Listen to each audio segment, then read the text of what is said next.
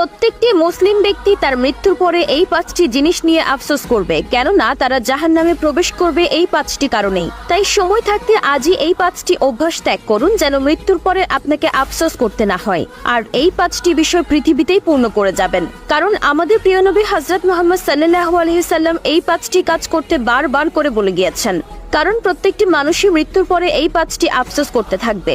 প্রিয় দর্শক, আপনি যদি আল্লাহকে ভালোবাসেন অবশ্যই আলহামদুলিল্লাহ এবং এই ভিডিওটি শেয়ার করে প্রত্যেক মুসলিমকে জানিয়ে দিবেন, আপনার ঈমানের দায়িত্ব পালন করা হয়ে যাবে ইনশাআল্লাহ। প্রিয় দর্শক, চলুন বেশি কথা না বলে শুরু করা যাক আজকের এই গুরুত্বপূর্ণ ভিডিও।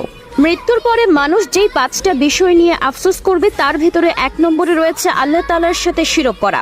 শিরককারীরা আফসোস করবে আর বলবে, আমি যদি আমার রবের সাথে কাউকে শরীক না করতাম তাহলে আজ আমার এই হাল হতো না। প্রিয় নবী হযরত মুহাম্মদ সাল্লাল্লাহু আলাইহি সাল্লাম বলেছেন, আল্লাহ যাকে ইচ্ছে তাকে ক্ষমা করে দিবেন এবং যে কোনো অজুহাতে তার বান্দাদের মাফ করে দিবেন, কিন্তু শিরককারীকে কখনোই ক্ষমা করবেন না।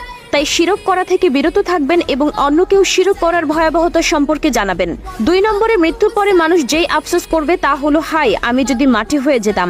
3 নম্বরে মৃত্যুর পরে মানুষ যেই আফসোস করবে তা হলো, আপনি যদি জাহান্নামী হয়ে থাকেন এবং কবরের আযাব থেকে ক্ষমা না পান তাহলে কবরের আযাব আপনার জন্য এতটাই কষ্টকর হবে যে আপনি আফসোস করতে থাকবেন এবং বলতে থাকবেন, আমি যদি মাটি হয়ে মাটিতে মিশে যেতাম তাহলে আমার কষ্ট হতো না। কিন্তু আফসোস মৃত্যু একবারই হয়। 3 নম্বরে যে বিষয় নিয়ে আফসোস করার কথা বলা হয়েছে সেটি হলো, আমি যদি পরকালের জন্য কিছু করতে পারতাম। আল্লাহ তাআলা মানুষকে দুনিয়াতে পাঠিয়েছেন আল্লাহ তাআলার ইবাদত করার জন্য।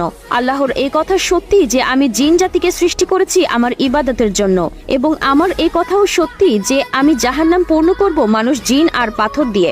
আল্লাহ তাআলা আমাদের সকলকে জাহান্নাম থেকে রক্ষা করুক। আল্লাহ তাআলার পথে চলার চেষ্টা করবেন এবং তার ইবাদত করবেন এবং পরকালের জন্য সঞ্চয় করবেন। 4 নম্বরে মৃত্যুর পরে মানুষ যেই বিষয় নিয়ে আফসোস করবে তা হলো তার আমলনামা নিয়ে।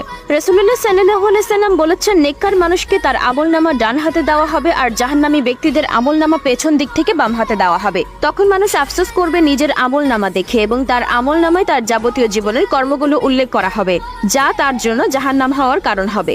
5 নম্বর এবং সর্বশেষ যে বিষয় নিয়ে আফসোস করবে সেটি হচ্ছে মৃত ব্যক্তি আর বলবে, আমি যদি তাকে বন্ধু না বানাতাম।